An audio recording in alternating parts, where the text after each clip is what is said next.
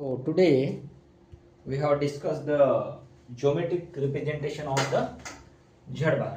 तर आज आपण काय बघणार आहोत? कॉम्प्लेक्स नंबर झडचं जिओमेट्रिकल रिप्रेझेंटेशन काय असतं. आपण ग्राफ काढून घेऊया. Simple graph. X axis, this is your imaginary axis. Suppose we have a point P of Z. हा इथं तुमचा Z पॉइंट आहे. Z is equal to x plus i y. Standard form घेऊया कॉम्प्लेक्स नंबरचा. ठीक आहे. तर हा पॉइंट काय राहील तुमच्यावाला इथे एक्स राहील आणि हा तुमचा पॉइंट राहील वाय, आय वाय. जो पॉइंट असेल तर जॉईंट करून घेऊया डिस्टन्स. हे झालं तुमचं जिओमेट्रिकल रिप्रेझेंटेशन ऑफ झड. झडचं जिओमेट्रिकल रिप्रेझेंटेशन देतोय आपण एक्स ऍक्सिस. ठीक आहे. हा अँगल काय तयार झाला इथे. Suppose we have this is a theta angle. आपल्याला रिप्रेझेंट काय करायचे, झड बारचं रिप्रेझेंटेशन करायचं. झड बार काय असतो, कॉन्जुगेट असतो झडचा. झड तुमच्यावाला एक्स प्लस आय वाय असेल तर झड बार काय असतो, क्या रहता है झड बार, एक्स मायनस आय वाय. ठीक आहे. तर काय करणार इथं x point as it is राहील, पण हे जे डिस्टन्स आहे तुमचं, हे वाय डिस्टन्स, हे डिस्टन्स तुमच्यावर काही निगेटिव्ह साईडला येईल. कारण काय झालेलं आहे तुमचा झड बार काय झालेला आहे तुमचा निगेटिव्ह ऑफ वाय झालेला आहे. म्हणजे हा पॉइंट कसा करणार आपण, i in bracket minus y. Second point इथे येईल तुमचा, तेवढंच डिस्टन्स आपण खाली घेऊया. हा तुमचा मायनस आय वाय राहील इमेजिनरी ऍक्सिस वर. आणि मग नंतर हे डिस्टन्स तुमचं एक्स राहील. हा तुमचा पॉइंट काय होईल, p of z bar x minus i y. आणि नंतर हे डिस्टन्स तुम्ही जॉईन करून घ्या. तर हे झालं geometric representation of z bar. Angle काय होईल, फक्त अँगल सेम राहील, फक्त खालचा जो अँगल राहील याचं काय राहील, इथे खालच्या साईडला गेल्यामुळं याला आपण मायनस, या आर्ग्युमेंटला मायनस ऑफ थीटानं रिप्रेझेंट करूया इथे. ठीक आहे. काय आलं मग, एक्सपोनेन्शियल फॉर्म मध्ये जर झेडची value e raised to power i theta असेल तर झेड बारची व्हॅल्यू काय राहते, e raised to power minus i theta. म्हणजेच e raised to power i complex number negative नसतो आणि याला थीटाला आपण मायनस देऊया, असं पण लिहू शकतो. तर हे झालं तुमचं geometric representation of the z bar. यानंतर आपण आर्ग्युमेंट, दोन रिझल्ट आहे यावरच आधारित argument. If Z1 and Z2 are two non-zero complex number, दोन रिझल्ट आहे. Result 1,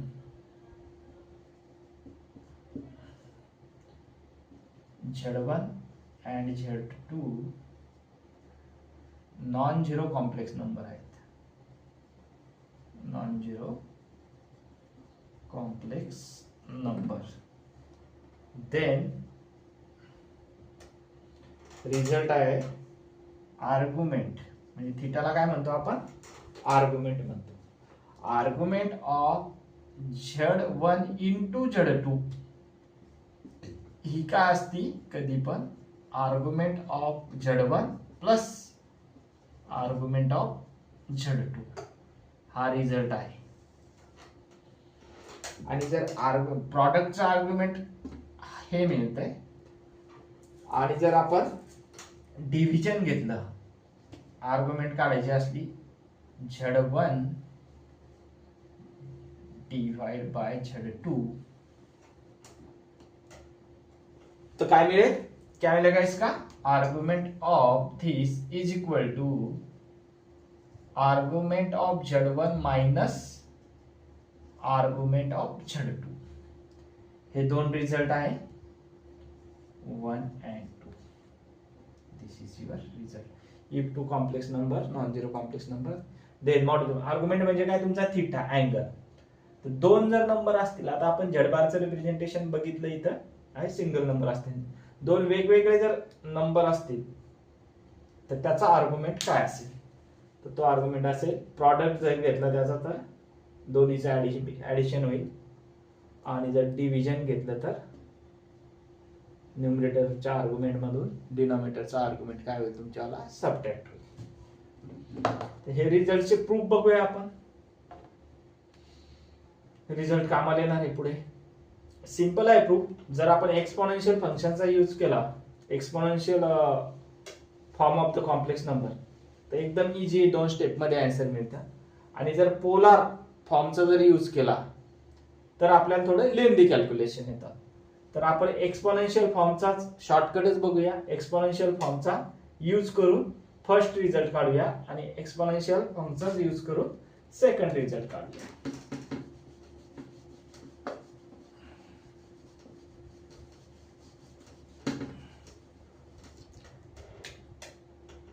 late Z1 equal to R1 e to the power I θ1.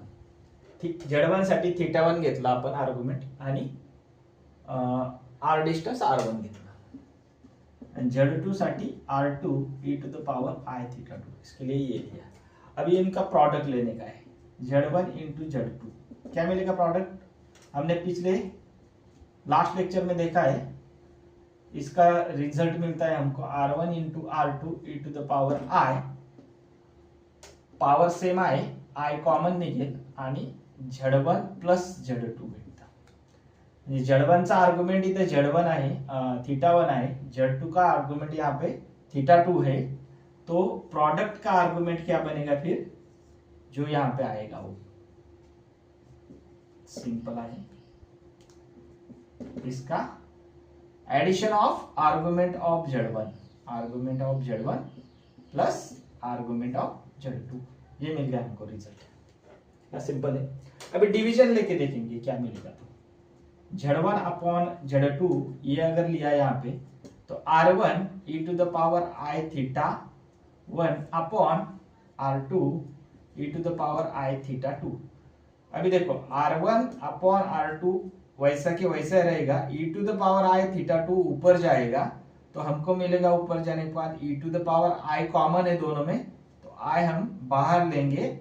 θ1 और θ2 की साइन है वो ऊपर जाने के बाद माइनस हो जाएगी यहाँ पे. ये देखो अभी यहाँ पे Z1 अपॉन Z2 है. Z1 का आर्गुमेंट θ1 है, Z2 का θ2 है. तो Z1 अपॉन Z2 का ये अभी हमको एक्सपोनेंशियल फॉर्म मिल गया है कॉम्प्लेक्स नंबर का. तो हमको क्या मिलेगा, इससे क्या लिख सकते हैं हम, argument of Z1 upon Z2 equal to argument of Z1 minus argument of Z2. इतना सिंपल है. दोनों रिजल्ट हमने खाली 2 मिनट में यहाँ पे प्रूव कर दिए. सिंपल है. अगर पोलर फॉर्म का यूज करते हैं तो थोड़ी लेंदी कैलकुलेशन है, वो अलग से है, वो भी हम कर सकते हैं. लेकिन ठीक है, ये मेथड से गए तो भी चलेगा, कोई प्रॉब्लम नहीं तुमको. अगर पर्टिकुलर दिया है प्रॉब्लम में कि तुम पोलर फॉर्म से ही प्रूव करो तो फिर करना पड़ेगा. ठीक है. आगे का पार्ट है properties of a complex number. Complex number की कुछ प्रॉपर्टीज देखेंगे हम, फिर उसके बाद उसके ऊपर थोड़े एग्जांपल्स हैं उसको डिस्कस करेंगे यहाँ पे. अभी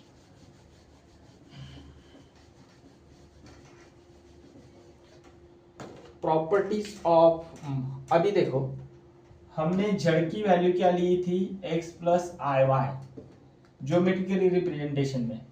तो जड़बार की वैल्यू क्या है रहती है, x माइनस आई वाई, और मॉड ऑफ जड़ की वैल्यू क्या रहती है, root of x square plus y square. Mod z यानी कि क्या रहता है, ये r, ये वैल्यू रहती है. इसका हम यूज करेंगे.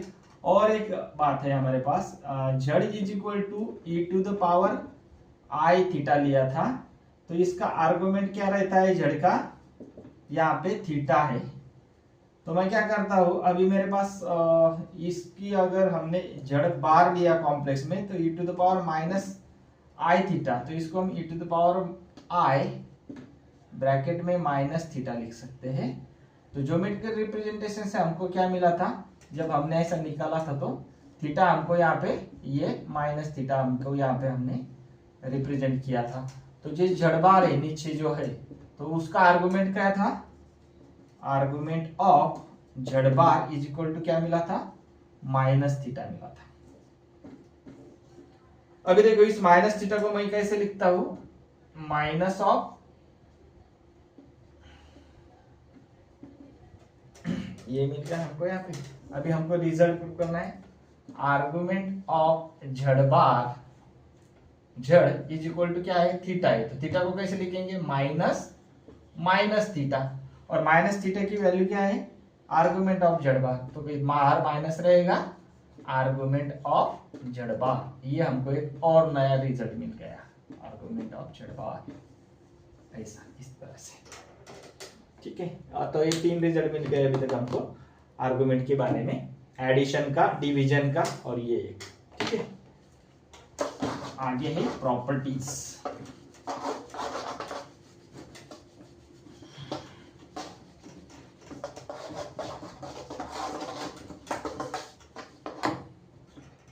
Properties of mod of z, properties of mod z। Mod z की वैल्यू क्या रहती है, root of x square plus y square, हमने पहले ही लेक्चर में देखा है। तो इसकी प्रॉपर्टी, फर्स्ट प्रॉपर्टी क्या रहेगी, अभी देखो मॉड z क्या रहता है, ये भी स्क्वायर है, ये भी स्क्वायर है, स्क्वायर है तो ऑलवेज पॉजिटिव है, दोनों जीरो हो गए तो जीरो मिलेगा, अदरवाइज दोनों क्या रहेंगे, पॉजिटिव है। पॉजिटिव नंबर का स्क्वायर रूट ऑलवेज पॉजिटिव रहता है, इसके वजह से इसकी वैल्यू एक तो ग्रेटर देन जीरो रहेगी या तो इक्वल टू, तो always greater than equal to zero, ये हमारी हो गई first property. So this is equal to zero if and only if only both x equal to 0 and y is equal to 0, दोन्ही जर 0 झाले तरच हा 0 होईल, otherwise this is not equal to 0। Okay, then second property है ये, जो इसको इस सेकंड में लिख दिया है, mod z is equal to 0 if z is equal to 0 and this implies if and only if x is equal to 0 or y is equal to 0, ठीक है। This is always greater than equal to 0 and this is equal to 0 if z is equal to 0 and when z is equal to 0 if both are, और नहीं, यहाँ पे and चाहिए, if both equal to 0, ठीक है। Sorry for that. Third property है real part of z, third property है real part of z, real part को ऐसे डिनोट करते हैं, z is less than equal to mod of z।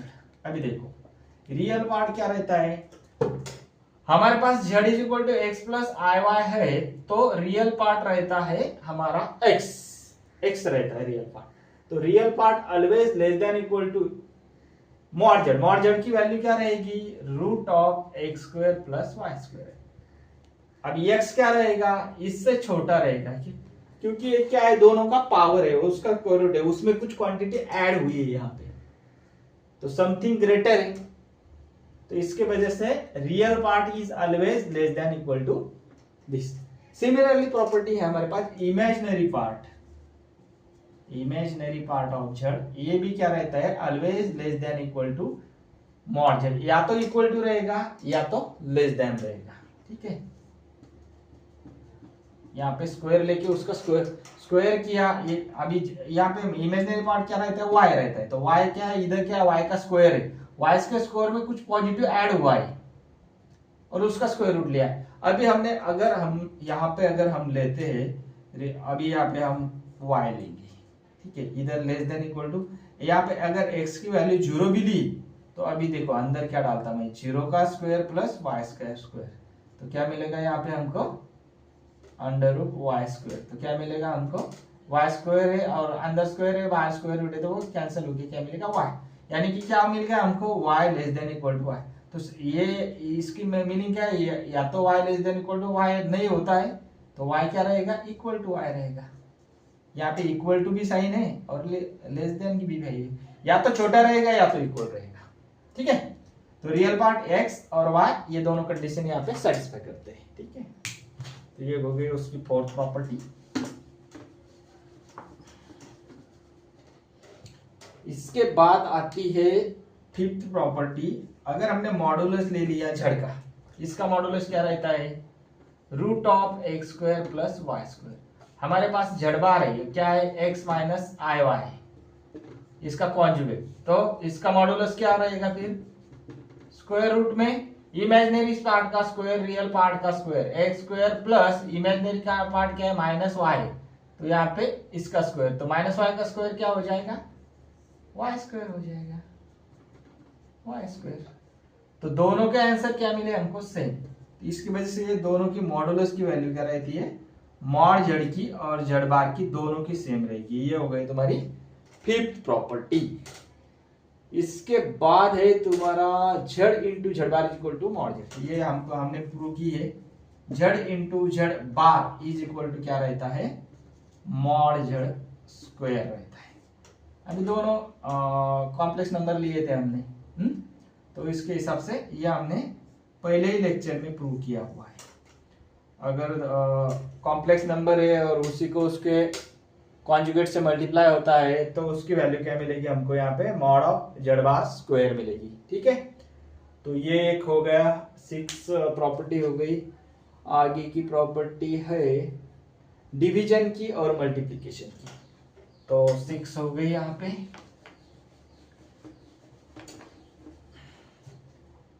7 property है यहाँ पे, अगर हमने मॉडुलस ले लिया Z1 इंटू Z2 तो इसको हम सेपरेट करके लिख सकते हैं, Z1 into mod of Z2।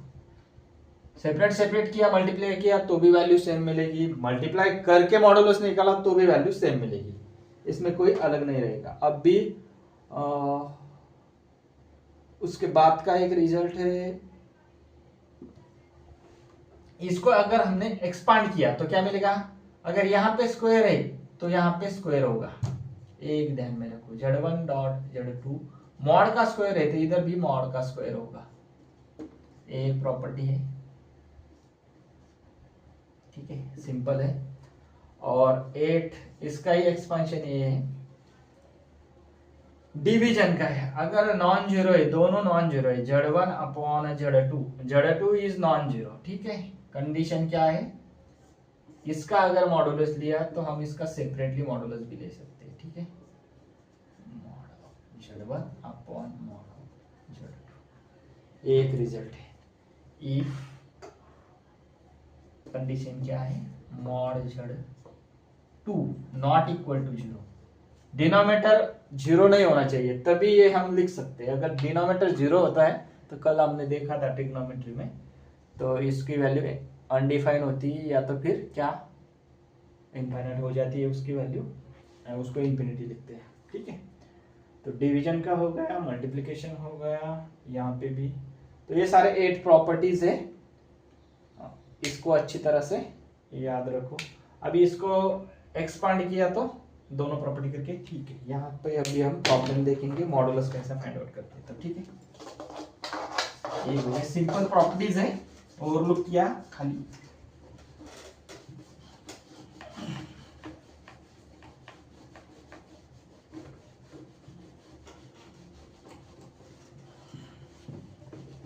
आगे है अभी एग्जांपल सॉल्व करेंगे। ठीक है, एग्जांपल 1, थ्योरेटिकल बहुत हो गया अभी। If Z1 equal to 1 plus 2i, 1 plus 2i, Z2 is equal to 2 plus 3i, then find, हमको क्या क्या फाइंड करना है अभी देखो, Z1 इंटू Z2 बार, Z1 इंटू Z1 बार।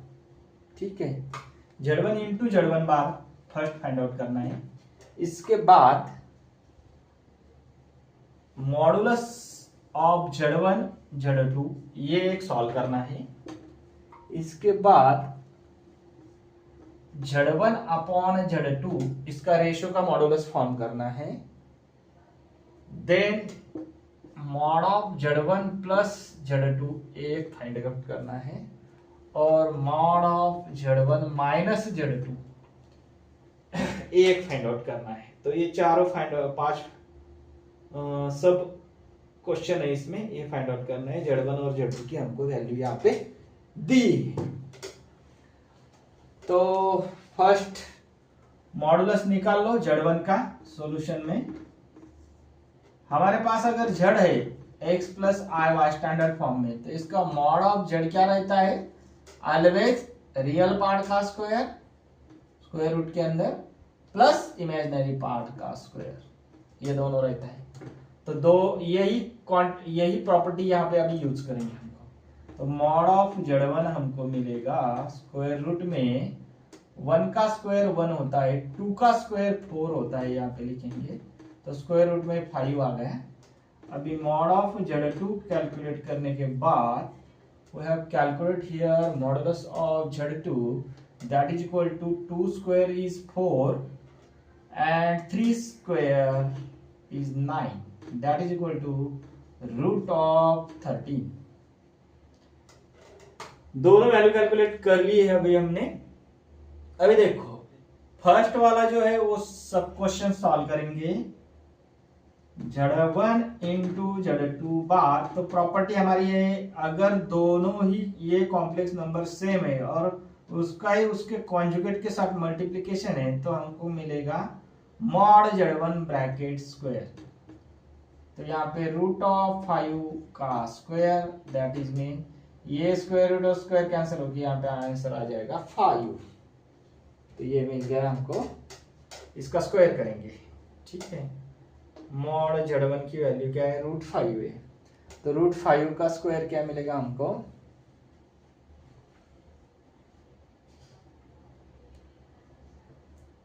रूट 5 का स्क्वायर कैंसिल होने के बाद यहाँ पे 5 टू द पावर 1/2 उसका square, that is equal to ये कैंसिल, यहाँ पे 5 आ जाएगा आंसर, ठीक है।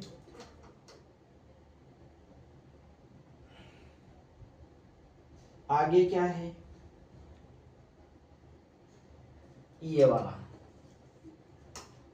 तो मॉड ऑफ Z1 इंटू, तो इसको क्या प्रॉपर्टी के हिसाब से हम सेपरेटली लिख सकते हैं, सेपरेट किया।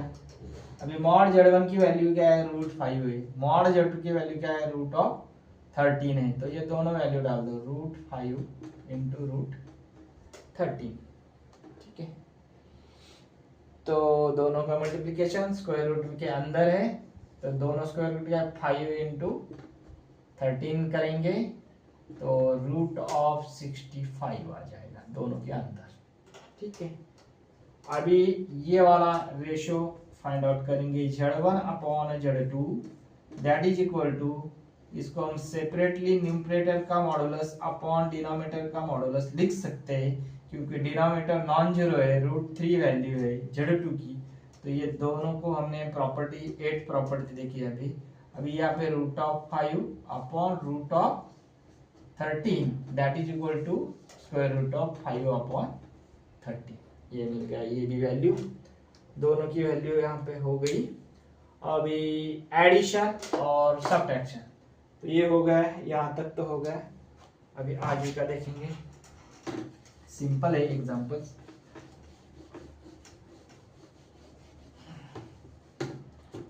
Z1 plus Z2, mod of Z1 plus Z2, तो यहाँ पे क्या करना पड़ेगा? वैल्यू ऐड करना पड़ेगा। क्या वैल्यू है? 1 plus 2i plus 2 plus 3i। अभी यहाँ पे रियल पार्ट का एडिशन होगा, दोनों के रियल पार्ट क्या है? 3 बन गया, 1 प्लस 2। अभी यहाँ पे i कॉमन, यहाँ पे 2i है, यहाँ पे 3i है, तो दोनों का एडिशन क्या हो जाएगा? यहाँ पे 5i हो जाएगा, ठीक है। अभी एक अलग कॉम्प्लेक्स स्टैंडर्ड फॉर्म में मिल गया, और इसका मॉडुलस क्या रहता है? इसका रियल पार्ट का स्क्वायर 3 का स्क्वायर 9 और इमेजिनरी पार्ट का स्क्वायर प्लस 25। तो दोनों मिला के क्या मिला हमको? रूट के अंदर 34, ठीक है। 9 प्लस 25 इज इक्वल टू 34 मिल गया। अभी सब्ट्रैक्शन के देखेंगे, क्या है? Z1 minus Z2। अभी क्या करना पड़ेगा? सिर्फ 1 प्लस 2i ऐसे ही रहेगा, इधर ये सब्ट्रैक्ट करना पड़ेगा, ये जो है इसको माइनस 2 प्लस 3i। अभी देखो मॉडुलस के अंदर क्या है? 1 माइनस 2 यानी कि -1 अभी 2i, ये माइनस अंदर जाने के बाद क्या हो जाएगा, -3 आ जाएगा। 2i माइनस 3i, तो माइनस क्या मिलेगा हमको यहाँ पे, 2i गए तो 3i में से 1i मिलेगा सिर्फ, ठीक है, i। अभी देखो इसका अभी मॉडुलस लिया तो स्क्वायर रूट के अंदर क्या रहता है, रियल पार्ट का स्क्वायर, दैट इज मीन -1 का स्क्वायर प्लस इमेजिनरी पार्ट क्या है यहाँ पे, i मल्टीप्लाई में 1 रहता है, तो यहाँ पे -1 का स्क्वायर ऐसा रहेगा, ठीक है। आगे सॉल्व करेंगे इसको तो रूट के अंदर 1 + 1 दैट इज इक्वल टू √2, ये हो गया ये प्रॉब्लम का सॉल्यूशन। इसका भी सॉल्व किया, √2 आ गया, इसका √34 आ गया, ठीक है, इसका √5/√13 आ गया, और इसका √65 आ गया आंसर, और इसका 5 आ गया ओनली। चलो ये सारे प्रॉब्लम सॉल्व हो गए हैं। अभी आगे हम देखेंगे एक नया वाला प्रॉब्लम, इसके बाद हमारा जो रिवीजन है वो यहाँ पे खत्म होता है। If Z1 and Z2 are any two complex number, then prove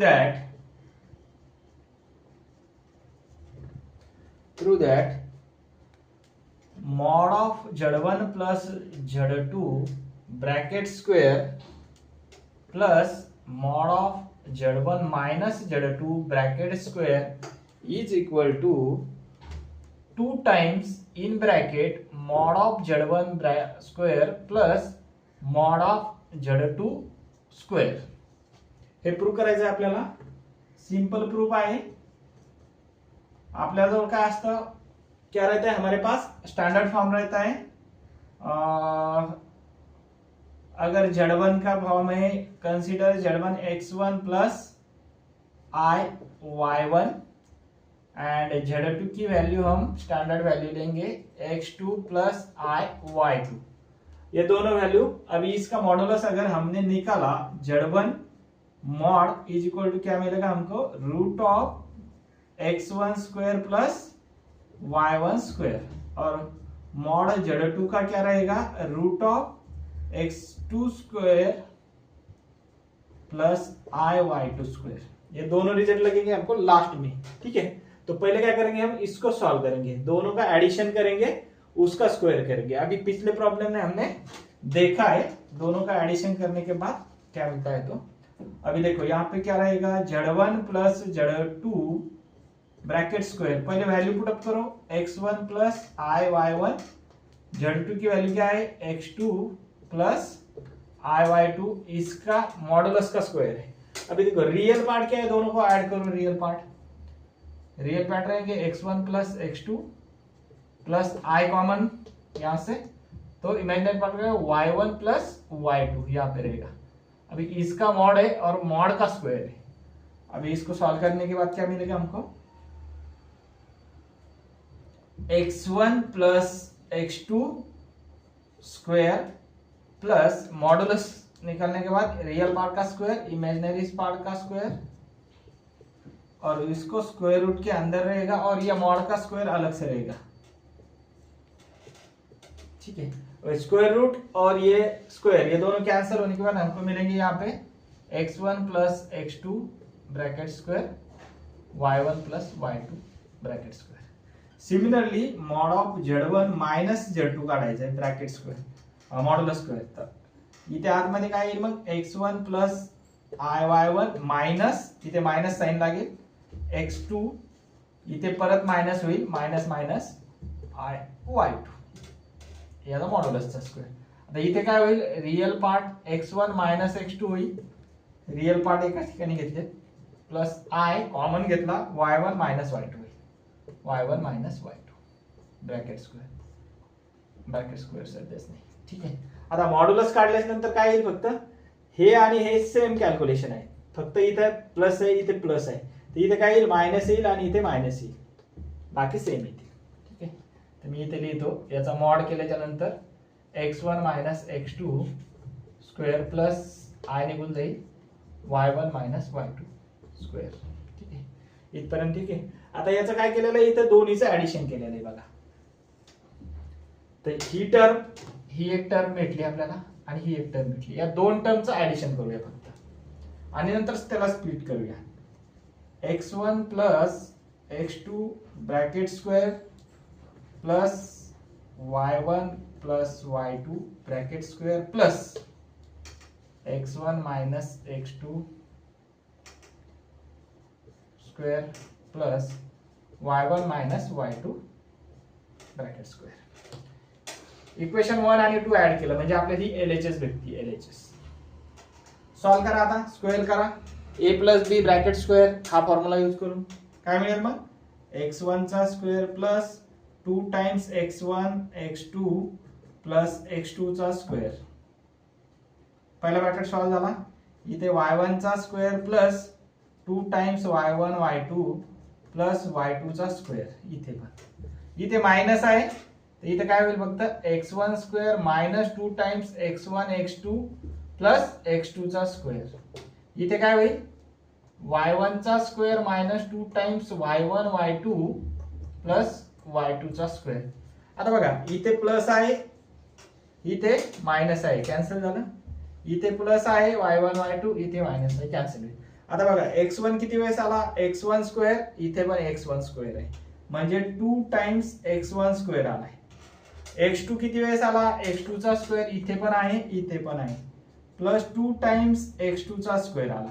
similarly y1 पण तसंच आलेलं आहे, 2 times y1 square 2 times y2 square. हे सगळं आलेलं आहे. याला आपण आता मी वरचं बोर्ड छोटा पडतोय, लवकरच आपण मोठा बोर्ड यूज करायला सुरुवात करूया.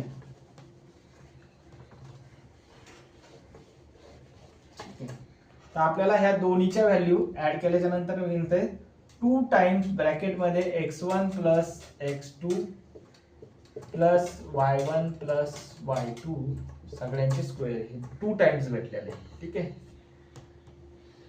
x1 square x2 square y1 y2 square इथपर्यंत. आता आपण काय करूया, y1 च्या आणि x2 च्या टर्म्स शेजारी घेऊया.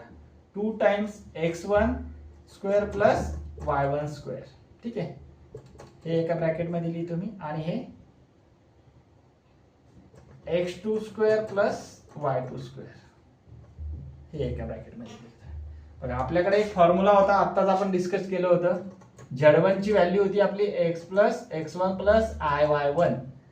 या मॉड z जर काढला याचा आपण तर काय मिळेल आपल्याला, root of x1 square plus y1 square आणि याचा स्क्वेअरिंग केली दोन्ही साईडला तर काय मिळेल आपल्याला, मॉड z चा square is equal to square root निघून जाऊन काय मिळेल, x1 square plus y1 square.